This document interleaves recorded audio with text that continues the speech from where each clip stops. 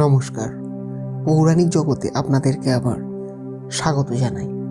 হস্তিনাপুরের সেই বিখ্যাত রাজা শান্তনু, যার প্রেম কাহিনী দেবী গঙ্গার সাথে অমর হয়ে গেছে, যার বংশেই জন্মেছিলেন দেবব্রত, ভীষ্ম, পাণ্ডব এবং কৌরবরা, আর যার রাজ্যই রচিত হয়েছিল মহাভারতের যুদ্ধের প্রেক্ষাপট। কিন্তু আপনারা কি জানেন, এই রাজা শান্তনু আসলে কোনো সাধারণ মানুষ ছিলেন না। তিনি ছিলেন পূর্বজন্মে স্বর্গের এক মহান ধার্মিক রাজা, যিনি তার পুণ্যের জোরে সশরীরে স্বর্গ লাভ করেছিলেন। তাহলে কেন তাকে সেই স্বর্গ থেকে বিতাড়িত হয়ে পৃথিবীতে দুঃখ কষ্ট ভোগ করার জন্য মানুষ রূপে জন্মাতে হয়েছিল? কি এমন ভুল তিনি করেছিলেন ব্রহ্মার সভায়, যার জন্য সৃষ্টিকর্তা ব্রহ্মা তাকে এক কঠোর অভিশাপ দিয়েছিলেন? চলুন আজ আমরা ডুব দিই সেই অতীতে এবং উন্মোচন করি কুরু বংশের আদি পুরুষ রাজা শান্তনু সেই আশ্চর্যজনক পূর্বজন্মের কাহিনী।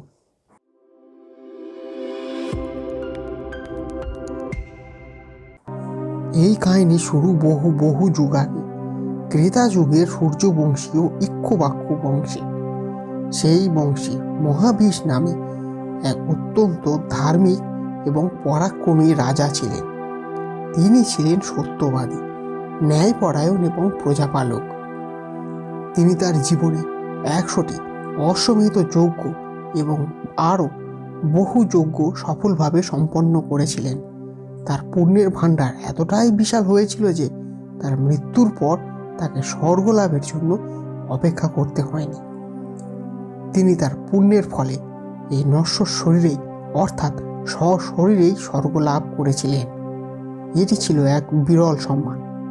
স্বর্গে তিনি দেবরাজ ইন্দ্রের সমান মর্যাদা লাভ করেন এবং তার জন্য সৃষ্টিকর্তা ব্রহ্মার সভাতেও একটি বিশেষ স্থান নির্দিষ্ট করা হয়। তিনি সমস্ত দেবতাদের সাথে ব্রহ্মার উপাসনা করতেন। তিনি ছিলেন সংযম এবং ধর্মের এক জীবন্ত প্রতিমূর্তি।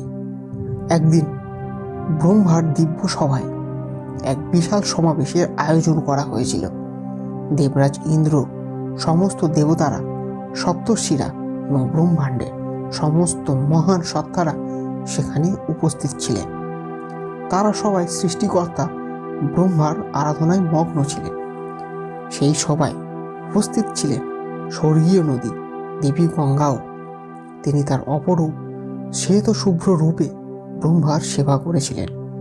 সভা চলছিল শান্তভাবে, আধ্যাত্মিক আবহে। কিন্তু হঠাৎ করে সবার মধ্যে দিয়ে এক দমকা বাতাস বয়ে গেল।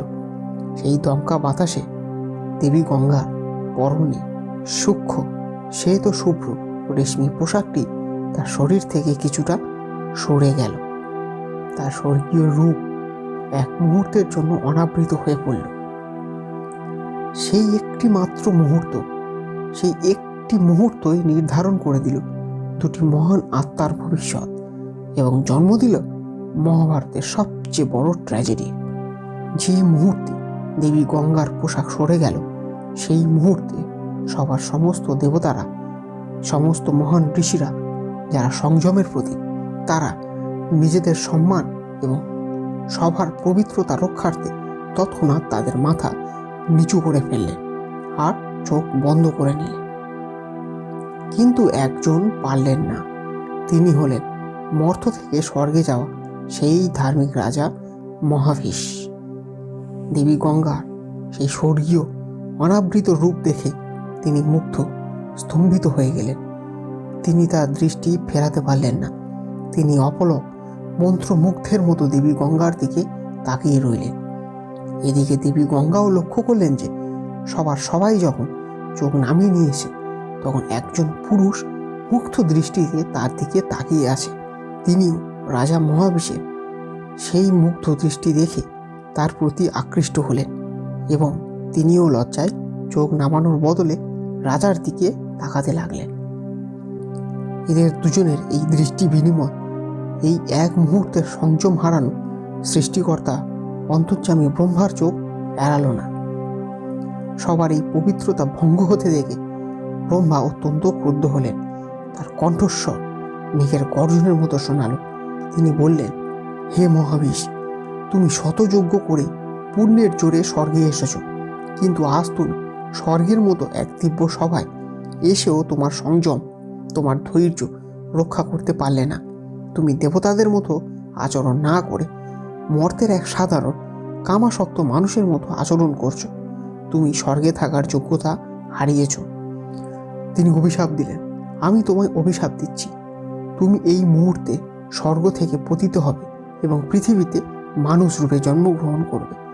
সেখানে তুমি জন্ম, মৃত্যু এবং দুঃখ কষ্টের চক্রে আবদ্ধ হবে। এরপর তিনি গঙ্গার দিকে তাকিয়ে বললেন, হে গঙ্গা, তুমিও তোমার চঞ্চলতার ফল ভোগ করবে। তুমিও পৃথিবীতে জন্মাবে এবং এই মহাবিশ্বেরই স্ত্রী হবে, কিন্তু তুমি তাকে বহু দুঃখ দেবে, তার হৃদয় ভাঙবে এবং অবশেষে তাকে ছেড়ে চলে যাবে। এই বিরহের যন্ত্রণা ভোগ করার পরই তোমরা দুজনেই মুক্তি পাবে। ব্রহ্মার সেই অভিশাপের ফলে মহান ধার্মিক রাজা মহাভীষ পৃথিবীতে পুরু বংশে রাজা শান্তনু রূপে জন্মগ্রহণ করলেন, আর দেবী গঙ্গা তার স্ত্রী হওয়ার জন্য পৃথিবীতে অপেক্ষা করতে থাকেন। আপনারা দেখলেন স্বর্গের মতো পবিত্র স্থানে এক মুহূর্তের একটি ভুল কতটা সুদূর প্রসারী এবং ভয়ঙ্কর হতে পারে। যে রাজা তার সারা জীবনের পূর্ণ দিয়ে স্বর্গ জয় করেছিলেন, তিনি এক মুহূর্তের সংযম হারানোর জন্য সব কিছু হারিয়ে ফেললেন। এই কাহিনী আমাদের শেখায় যে স্থান এবং সময়ের পবিত্রতা রক্ষাটা কতটা জরুরি এবং সংযমই হলো ধর্মের সর্বোচ্চ রূপ। পৌরাণিক জগতের আজকের এই পর্বটি আপনাদের কেমন লাগলো? রাজা শান্তনুর এই আশ্চর্যজনক পূর্বজন্মের কাহিনী কি আপনাকে অবাক করলো? আপনার মূল্যবান মতামত আমাদের কমেন্টে অবশ্যই জানান। এমন আরও অনেক চরিত্রের সম্পূর্ণ জীবনচক্রের সাক্ষী হতে আমাদের চ্যানেলটি অবশ্যই সাবস্ক্রাইব করুন। তাহলে দেখা হচ্ছে পরবর্তী ভিডিওতে। ততক্ষণ ভালো থাকবেন, সুস্থ থাকবেন। ধন্যবাদ।